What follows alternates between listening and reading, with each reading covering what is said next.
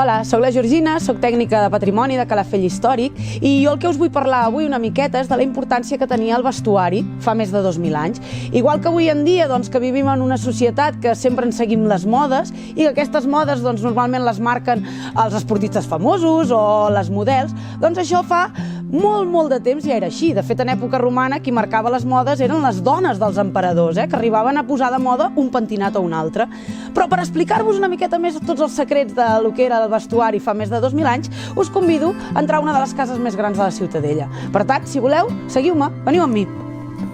Bé, ara que ja hem entrat a dintre la casa, us vull ensenyar una de les eines que era bàsica quan parlem del tema del teixit i del vestuari. I és tota aquesta peça que tenim aquí. Això és un teler vertical. Evidentment, després de 2.500 anys, el que ens passa és que això no es conserva. Per què? Doncs perquè és de fusta o és de llana. Però sí que és veritat que tenim unes peces, que són unes peces essencials, que aquestes sí que les trobem. Són aquestes peces que tenim aquí baix, que són aquests pesos, i aquests pesos els trobem perquè són de fang o de pedra. Llavors, quan nosaltres en una casa estem excavant i trobem tots aquests pesos al terra caiguts, sabem que en aquells moments, és a dir, fa 2.500 anys, allà hi havia hagut un teler. Com funcionava? Pot semblar una mica una nau espacial, però la veritat és que era una eina molt pràctica. Si us hi fixeu, tenim tots uns fils, que n'hi ha uns que estan lligats en aquest pal que veieu aquí, però no tots. Per dir-ho d'alguna manera, un sí, un no, un sí, un no. De manera que, com veieu, al mig ens queda un espai que és el que farem servir precisament per passar-hi l'agulla. Una agulla una mica més gran que les que fem servir nosaltres avui en dia, i per aquí al mig passarem l'agulla i a l'hora de passar l'agulla ja tenim el fil fins a l'altra banda. Ara se m'ha liat aquí. Veieu que ja ens queda aquí dalt? Llavors l'únic que hem de fer és apretar, que ho podem fer amb això o fins i tot amb unes pintes que hi havien de fusta també, i d'aquesta manera anem teixint tota la tela. Però clar, si ara nosaltres tornéssim, el que ens passaria és que se'ns desfaria.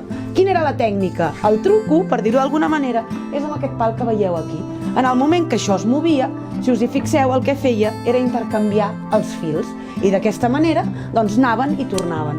Però clar, heu de pensar que eren teles i eren peces de roba molt grans, no eren jerseiets com els que podem portar nosaltres avui en dia. Per tant, la pràctica que ells tenien, bé, de fet ells no, elles, perquè era una feina que feien les dones, està claríssim. Doncs la pràctica que tenien era molt habitual, per això anirien força ràpides.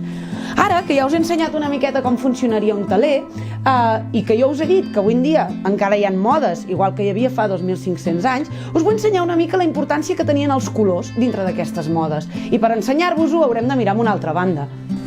Bé, ja us he dit que parlaríem una miqueta dels colors, perquè molta gent es pot pensar que fa més de 2.000 anys tothom anava amb la roba del mateix color, de color cru o de color blanc. Però fixeu-vos tot el que tinc aquí al voltant.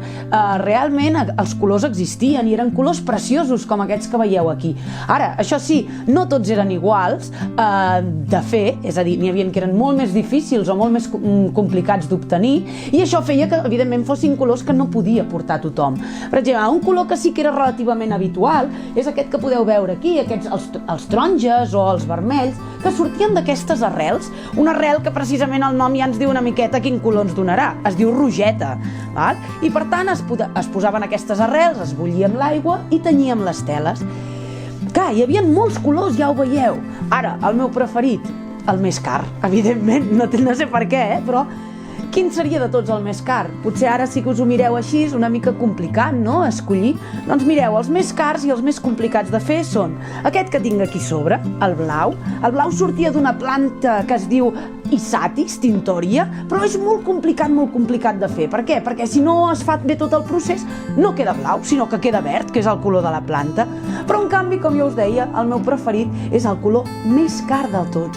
Un color que, de fet, en època romana només el podien portar els emperadors, no el podia portar ningú més.